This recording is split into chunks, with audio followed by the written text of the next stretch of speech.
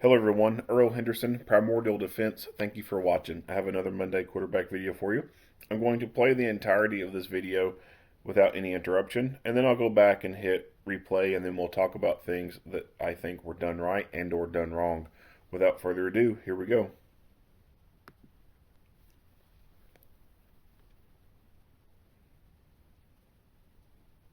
I'm Don Aaron with the Metropolitan Nashville Police Department. This is a critical incident briefing concerning Thursday afternoon's fatal police shooting of a man in the northbound lanes of I-65 between the Old Hickory Boulevard and Harding Place exits. This case involves officers from the MNPD, Tennessee Highway Patrol, and Mount Juliet Police Department. You are about to see body-worn camera footage so that you can have a better understanding of what occurred based on what we know up to now. The Tennessee Bureau of Investigation and this police department conduct thorough use of force investigations. This investigation is in its early stages and will take time to complete. A word of caution. The images and information you are about to see may be disturbing and difficult to watch. Viewer discretion is advised, especially for children and sensitive viewers. Shortly before 2 p.m. Thursday, a Tennessee Highway Patrol trooper traveling north on I-65 came upon Landon Eastep, a 37-year-old Nashvilleian who was sitting on a guardrail on the shoulder. The trooper reported that he stopped and approached Eastep with the intent of giving him a ride off the interstate. After a brief interaction, the trooper reported that Eastep pulled a box cutter. Metro Police were requested to the scene at 1:55 p.m. An off-duty Mount Juliet officer who was traveling north on I-65 stopped to assist the trooper before MNPD arrival. The Mount Juliet officer attempted to de-escalate the situation and dialogue with Eastep for some 30 minutes as he held the box cutter in his left hand and kept his right hand in his pocket. Just drop it, brother. Let me help. Landon, come on. Landon, come on, brother. Let me help you out. You will not end up in jail. See, look, let you know. Let me help. Landon, look, hey, look at me. Look at me, Landon. Look at me. No, don't do it. Don't do it. No, Landon. Do not do it, brother. Landon, don't let me go home with this today, brother. Please. Come on. Landon. Landon, look at me, bro. I'm talking to you. Hey. Please. I give you my word. My word means something, okay? I keep it. You will not go to jail today. I promise you, you will not go to jail today. Whatever you're worried about, we can fix it. Let us get you some help, though. This is not the answer. You and I know it. You don't want to hurt me. I know you don't. And you know I damn sure don't want to hurt you. Right? Come on, Landon. Come on, brother. Just put your hand up, drop the knife, and let's figure this out. Landon, come on, brother. Let's do the right thing here, okay? Let's get you some help, brother, please. That's all we're asking, bro. No, don't, Landon. Oh my gosh. No, don't do it, Landon. No. Back up a little bit. Back up a little bit. Landon. Come on, Landon. Don't do this, bro. Seriously, I got you. Let's end it, man. Let's end it, Landon. Just drop the knife, brother. Let's help you out. Come on, let's go home. Let's go home, Landon. You don't want to do that. Don't want to do that, Landon. Come on, Landon. Don't want to do that. Landon, don't. Please, brother. Come on, man. Hey, I've been out here for 30 minutes talking to you, bro. Let's go home. Let's go home, Landon. Please drop it, brother. This is not the answer. You know, I don't want to hurt you. Come on, Landon. Landon, don't. Hey, we don't want to hurt you. We don't want to shoot you, and you don't want to hurt us. Right? I got kids to go to. I got a family to go home to. And I was on my way doing that. But my God put me here so I can help you out today. And you know it. And you damn sure know it. I know it. Come on, brother. Just drop it. Landon, please, brother, don't do this. Please don't. Please. You've been talking to me the whole time, brother. Please. Do it for me. I give you my word. I will help you out. Okay. Look, take him off. Come on, brother. That makes you feel better. Take the sunglasses off. No big deal. My sunglasses off. Eye to eye. I've been talking, brother. Look, I don't even have a damn vest on, and I still stopped at the interstate because I want you to go home today. I don't want you to end up dead inside interstate. Nobody wants that. This folks right here, they got kids in the cars. Look at that, kids over there just sitting by. Don't give them that show, brother. Okay, please. They're gonna have to live with this too, not just me and you. Please, just drop it, brother. That's all you gotta do. I promise you. Get your hand out of your pocket, drop the knife, and I'll guarantee you I will have an ambulance here to help you out. You will not go to jail if that's what you're worried about. Nope. I'm not taking anybody to jail then, Landon. I'm not doing that. Come on, Landon. Please, help me help you. That's all I'm asking for. Come on, brother, just drop the knife. Get your hand out of your pocket. If that's a gun, what you got in there, don't worry about it. We'll figure it out. We'll fix it. I'm not too worried about that right now. I'm worried about you. I'm worried about you, Landon. Come on, brother, just drop it.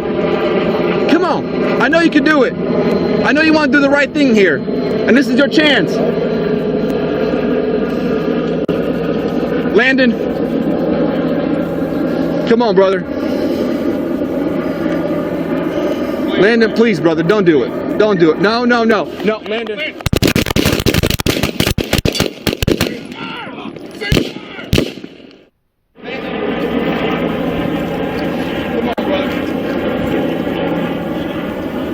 Please, Landon. Please. Don't do it. No, no, no. Landon. Cease fire! Cease fire! Please, Landon.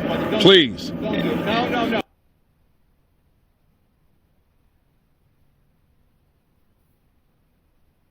The metal cylindrical item Eastep pulled from his pocket was not a firearm. 9 law enforcement personnel fired their weapons after Eastep took a stance as if he had a firearm.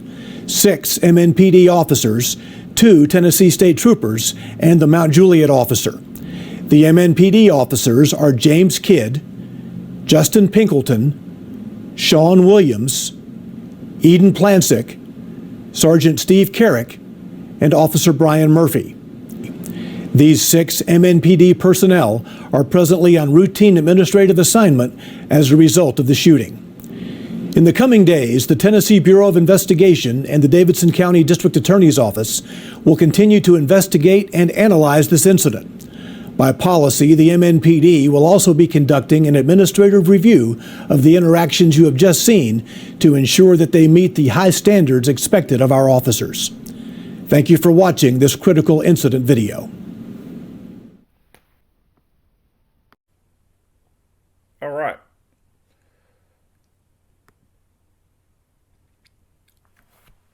So the Tennessee trooper sees this guy on the side of the interstate and wants to give him a ride to get him off the interstate. That's a pretty good offer of him. It's not safe for pedestrians to be on the side of the interstate. That's why there are signs saying no pedestrians, no ATVs, etc. The interstate just has too much fast-moving traffic in order to accommodate pedestrians. And the shoulder that's on the side of the road is not meant as a sidewalk. It's meant for disabled vehicles to pull off to the side. And even then, that's just a temporary fix for disabled vehicles. I mean, vehicles aren't supposed to be parked there for a long, extended period of time. That's why if you see a car on the side of the road on the interstate that's been sitting for a while, you'll usually see some bright colored sticker on the windshield indicating that it's been checked on by law enforcement, and the sticker is a notice to the owner that they need to move the crap or it's going to be towed. The interstate's not like a city street where there's a sidewalk, there's lights, slow-moving traffic. It's safe for people to be there. Interstate, fast-moving traffic, no sidewalk, no lights. The only street lights on interstates are when you get close to exit ramps and stuff like that. So The guy shouldn't even been there on the interstate to begin with. But this trooper was kind enough to pull to the side and intended to offer this guy a ride to get him off the interstate, make it safer for him and make it safer for the public. But this guy decided to whip out a box cutter and create this standoff. So the standoff goes on, and this incident goes on for about over 30 minutes. The totality of how long it goes on for, I'm not really sure, but it goes on for a considerable amount of time. Don't do it. Don't do it. No, no, no. No, Landon. All right. So, before we get into the shooting part, what went on for 30 minutes? Landon, please, brother, don't do it. Don't do it. No, no, no. No, Landon. A lot of talking. A lot of talking went on for 30 minutes or more. Verbal judo.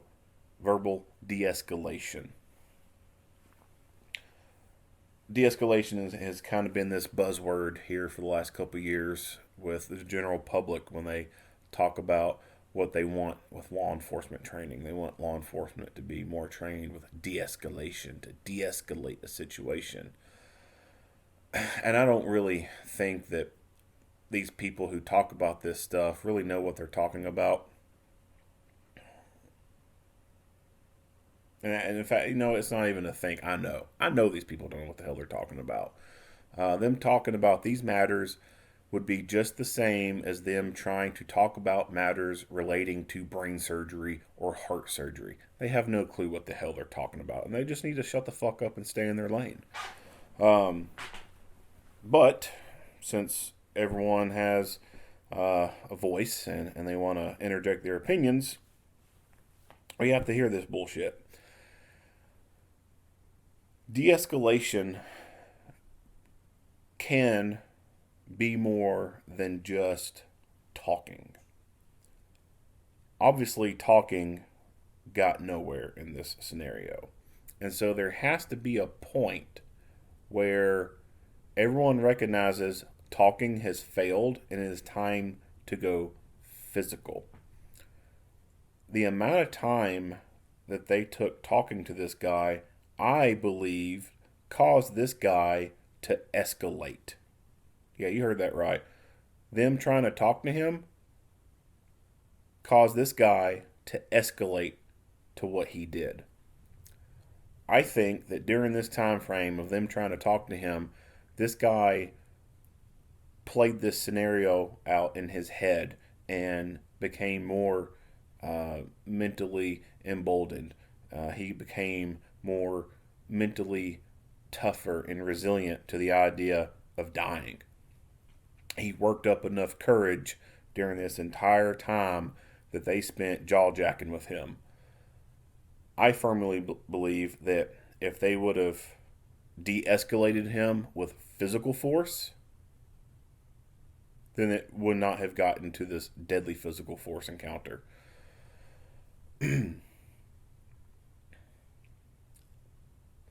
If this guy was truly committed to dying, he would have done it when that trooper first got out with him. He would have whipped that little box cutter out and went running at the trooper, just hoping the trooper would have shot him dead. He didn't. Why? Because he wasn't mentally tough enough yet. He hadn't worked up the courage. By sitting here and talking to him for over 30 fucking minutes, this guy built up the courage to pull this shit and make them think that he was pulling a gun on them so that they would shoot and kill him. Verbal de-escalation can work, but it can also backfire on you if you let it go on for too long. And this is a prime example of this. They talked way too damn long. They should have used some other physical force alternative to bring resolve to this situation. Whether that be use of tasers, use of beanbags, canine, pepper ball gun, whatever. I think that they should have done something more than just talk for over half an hour. Because talking obviously did nothing. This dude didn't even give an inch to them. All they did was give him time to work up the courage to commit suicide. That's all they did. Now, as far as the other types of force I mentioned, so I don't know what all this agency has. I know there's tasers there. It's Nashville. I know Nashville officers carry tasers. The Tennessee Highway Troopers, I don't think I've ever met one, but I'm certain they carry tasers. So at minimum, there are tasers there. Now, are tasers the end all be all? No.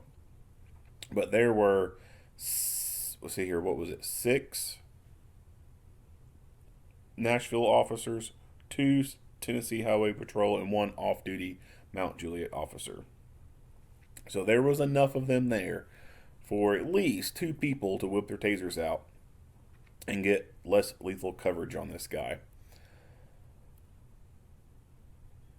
When it comes to beanbags, 12-gauge beanbags or other impact munitions or 40 millimeter launchers, I don't know if Nashville has those or not.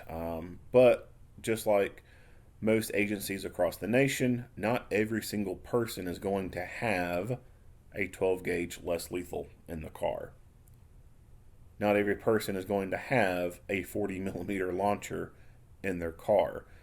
Those types of things typically in most areas are not in a large quantity, so there's only a few people who have those. And the reason why they don't have a whole lot of them is, 1, they're expensive, and then 2, it's still an expense thing, but the training that goes along with it. So you have to have specialized training in using 40 millimeter launchers, using the beanbag rounds, etc. And trying to schedule everyone in on a class like that, getting everyone certified, that's an expense, and then getting everyone equipped with them, that's another huge expense. So for most agencies out there, there's only a handful of people in the department who are trained for those things. Usually, sometimes it's supervisors, like pepper ball guns. Usually, it's just a supervisor who's got the pepper ball gun in their car, etc. Because it's just hard for agencies to afford to train everyone on, put them in a class, and then give them the equipment. It just gets expensive. So even if this agency did have the 12-gauge impact munitions or the 40 millimeter impact munitions available to them, it doesn't necessarily mean that any of them were on the scene right there. They could have been halfway across the city making their way to it, or the person who was trained for them was off that day. I don't know. I don't know what their situation is. I don't know how many of those units they have and who all is trained in them, etc. I don't know any of that, but those are some possibilities. Like I said, agencies, not everyone has a beanbag gun. It's just too expensive to do that for most agencies. Canine, of course, canine is always an option, but canine officers have to do a risk analysis, I guess you could say. Is it worth it to send in this several $1,000 dog, knowing it's going to get cut by this guy because he has an edged weapon? Is that a good risk? No, because then 1, the dog could die, or 2, it survives. It's going to be out of commission for a while, and it's going to cost a lot to repair the dog and get it back to health.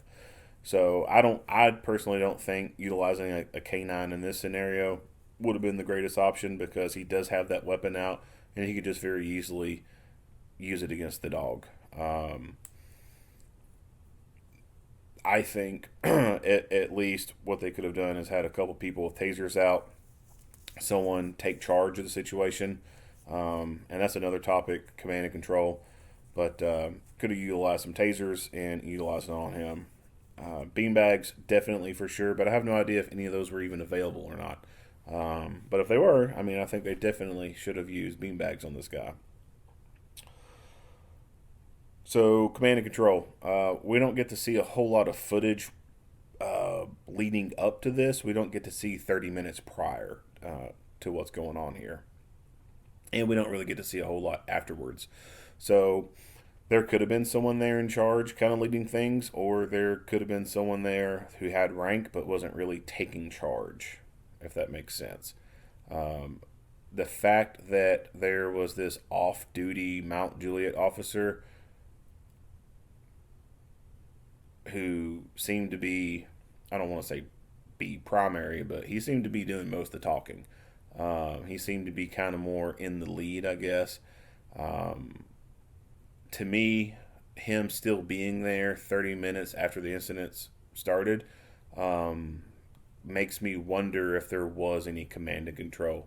I don't think that once all these other uniformed officers got there that off-duty guy should have remained there. By his own admission, he didn't even have a vest on. So what if this guy did have a gun and he pulled it, and you see that whatever he pulls out of his pocket, he aims in the direction of this camera guy and the off-duty guys next to him? What if he did have a gun and he pulled it and fired and he shot the off-duty guy? Well, shit, the off-duty guy doesn't have a vest on. So from the command and control standpoint, if someone was there in charge, I think it would have been good for them to have the off-duty officer leave the immediate scene because they weren't wearing any protective equipment. And if this guy pulled a gun and started shooting, well, hell, they're a casualty at that point. Plus, they're off-duty. Yes, it was nice of him to stop and help out this trooper, but once there's more uniforms on scene, should probably step back and let the on-duties take care of it. And we just don't hear anyone in the background calling out shots or, verbalizing things or anything like that. So it just makes me wonder if there was a lack of command and control in this scenario. The shooting. So the shooting itself, no issues with. I mean, this guy portrayed himself as if he had a gun. He very quickly pulled this object out of his pocket and took a classic Weaver stance. I mean, he took a classic shooting stance that you would see at any gun range across the world. And he did it very quickly. So these officers using deadly physical force against him, I have no problem with whatsoever. Absolutely no problem. This guy, he made it appear as though he had a gun. I mean, you can't argue that. I mean, you can talk about mental health all damn day you want, but the fact of the matter is when he portrays himself like he's got a gun and he's pulling it out right then and there, well, that's it. I mean, there's not much else you can do but react to what you see. And what sucks about these videos is the public gets to see these videos and hit replay multiple times and pick the incident apart piece by piece by piece. Well, officers don't have that luxury in the heat of the moment. All they see is that fast movement that resembles a person drawing a gun. And you have to act on that. You can't pause for 5 extra seconds to fully analyze.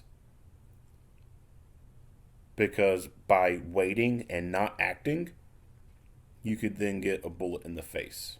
Because you gave them too much time to get a beat on you and get a good round off. Action generally beats reaction. So if you ever play a little game where you hold both your hands out with your palms facing down and someone else has their palms facing yours and their hands out, and then they try to very quickly move their hands out from under your hands and slap the top of your hands, majority of the time they are going to be able to slap the top of your hands before you can pull them back fast enough. majority of the time, because action beats reaction. And when bad guys are able to initiate the movement and be the one to make the first move, well, then the officers are having to react to that. And so they're always going to be behind the time when they're having to react. And if this guy had a gun, he could have very easily fired some rounds off before he went all the way down.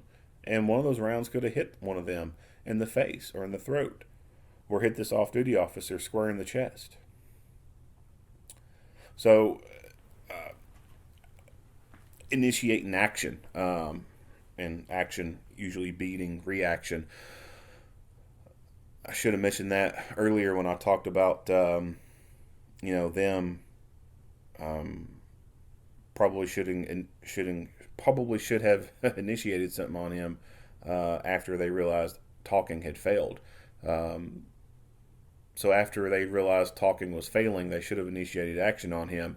And them initiating that action would have been to their favor, because now they're dictating that scene. They're dominating that scene. Now he's going to have to react to them. They, in essence, would be screwing with his OODA loop. Now he's going to have to completely think of something way different, because, boom, now these dudes are initiating action on him, and it was something he was not prepared for, was not even thinking about.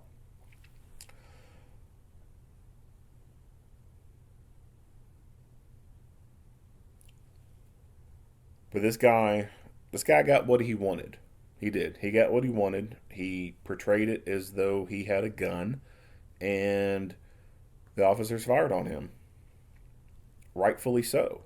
They had a fear that this guy had a gun and he was about to shoot them. I have no problem with them using the amount of force that they did.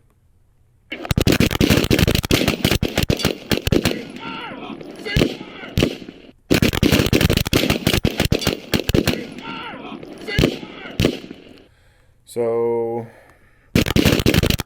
when there's multiple officers there, there's obviously going to be multiple rounds fired. Don't do it. No, Landon. Now, pay attention to the ground here. I want you to pay attention to around this area and then this area. Please, brother, don't do it. Don't do it. No, man. Again, this area here, watch this area first. So you'll see that a round hit the ground right here. And then you can see this dust plume right here. Rounds have hit here. So this tells me that one of these guys, somewhere over in here, most likely, I'm hoping, has fired and has fired way too low. It's also a possibility that one of these guys over here fired, but if they did, then holy crap, the angle is not, I'm not liking it. Well, I think it's possible that it came from one of these guys. This right here makes me think that it could have been this guy, the Mountain Dew guy. Or it could have also been one of them too. Don't do it. No, Landon. No,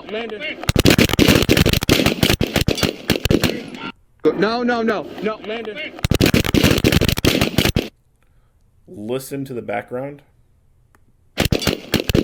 Don't do it. No, Landon. Someone hit the guardrail. So there's multiple rounds that have missed. I don't know what the total amount of rounds fired was, but there were quite a few rounds that missed him. And that happens. Of course, in firearms training, it's always preached that every round you fire must be accounted for. Every round you fire has your name attached to it.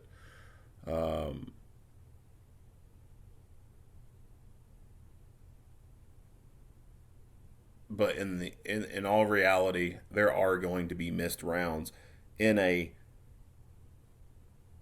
life or death kind of scenario. Some of these officers legitimately believed, or not some, it's all of them, these officers legitimately believed that this guy had a gun, and he very quickly pulled it out and was about to shoot them. So yeah, they're shooting under stress, and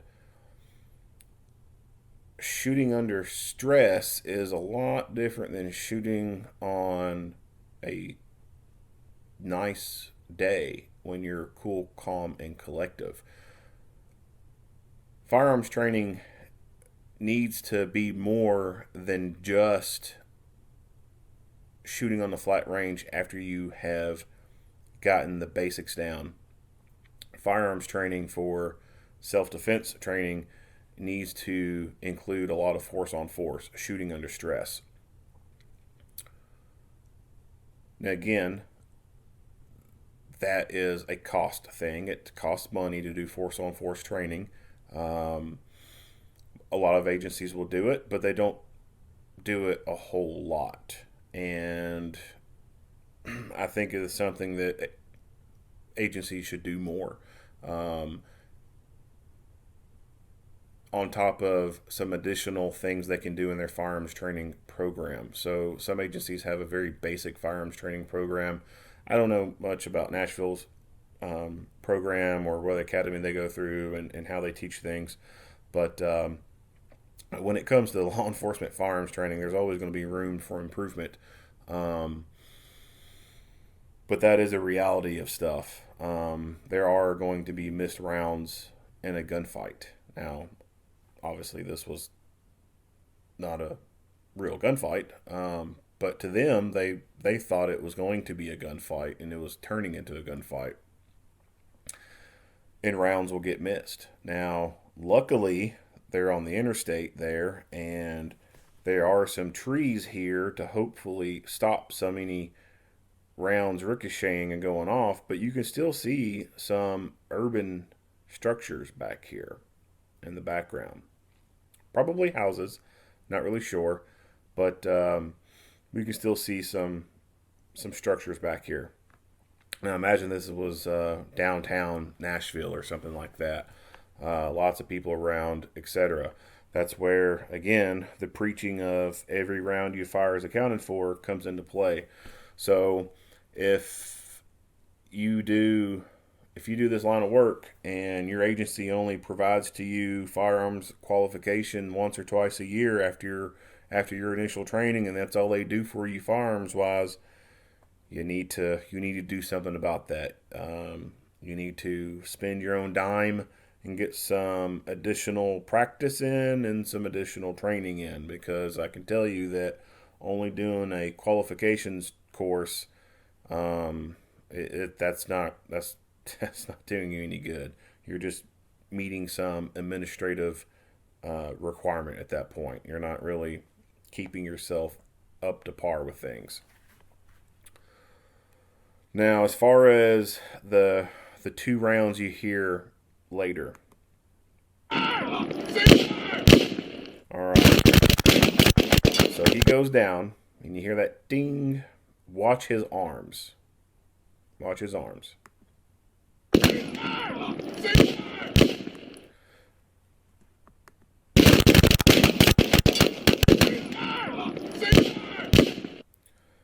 Those arms raising up,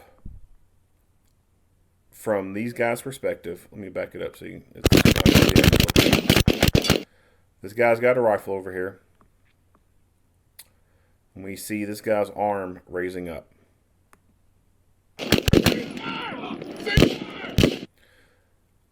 I believe that this officer, from his vantage point, his perspective, saw this guy raising his arm and could see these officers over here and thought that this guy was raising his gun and then fired.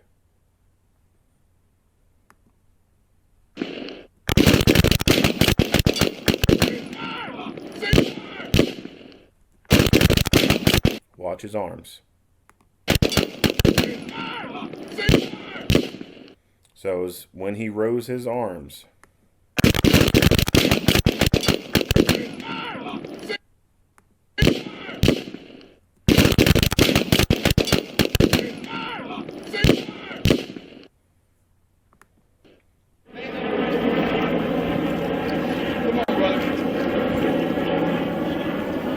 Please, Landon. Please. No.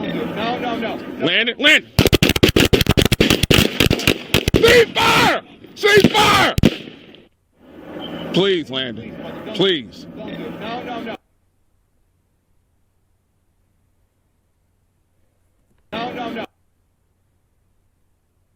I mean, you just see the glint, whatever he has. I mean, if the news didn't come out and say this guy didn't have a gun, I would have thought this dude had a gun.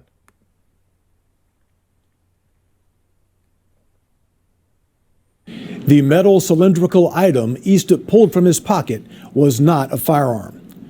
9 law enforcement personnel, 6 MNPD officers, 2 Tennessee State Troopers, and the Mount Juliet officer. The MNPD officers are James Kidd, Justin Pinkleton, Sean Williams, Eden Plansick, Sergeant Steve Carrick, and Officer Brian Murphy. So this is the guy who had the rifle. At time of recording, it is January 28th, and as of today, the chief of police down there has said that they have decommissioned this guy as a police officer. Have not read any more into it, but I think this guy's rights are being violated. I don't think it's fair to take those actions against him when it's this early in the investigation. And as I pointed out, it's very clear that, to me at least... Do it. Don't do it. No. You've been talking to me the whole time, brother. Please. Do it for me. I give you my word. I will help you out. It's very clear to me that from his vantage point, it looked like this guy was raising his arm up in anticipation to fire again. I mean, can't place any blame on this guy at all. This dude just looked like he pulled out a gun, and there are so many people there shooting. Hell, he could have perceived or believed that the guy actually shot because there were so many rounds being fired. That's a very, very plausible explanation too, as he thought the guy actually fired with all the amount of rounds being fired. But the visual of this guy, way he's laying there and he's raising that arm up, from his vantage point, it could look like this guy was raising his gun trying to shoot. And he acted in the protection of these other officers.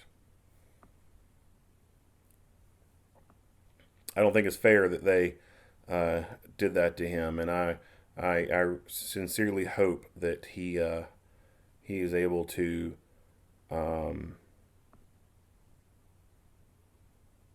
get justice out of that. One, be exonerated and get back to it, but then also I kind of really hope that he could just sue the shit out of the city and cause that chief to lose his job. For making this rash decision before any kind of facts are out there. Whatever happened to innocent until guilty, right? Obviously, that doesn't exist when you're the police. Obviously, now the way things are going, the criminals are more important than the police. Anyway, that's going to lead into a whole nother rant.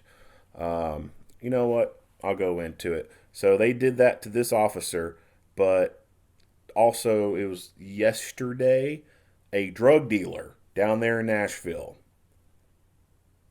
caught someone breaking into his trap house, stealing drugs out of it, and was leaving the house. They weren't caught inside the house. They were leaving the house after stealing all their drugs. The drug dealer shot and killed him. Killed a woman. He's out on bond right now. A drug dealer shooting a person while they were leaving the drug house that they just stole from. And the dude is out on bail. What fucking world are we living in where the criminals are treated better than the police? Like, this is what's wrong with this country. Anyway, that's all I have to say about this. If you like what you hear and see, go ahead and give me a like and a share. If you have not already, hit that subscribe button and stay tuned for more Monday quarterback videos. Earl Henderson, Primordial Defense. Thank you for watching.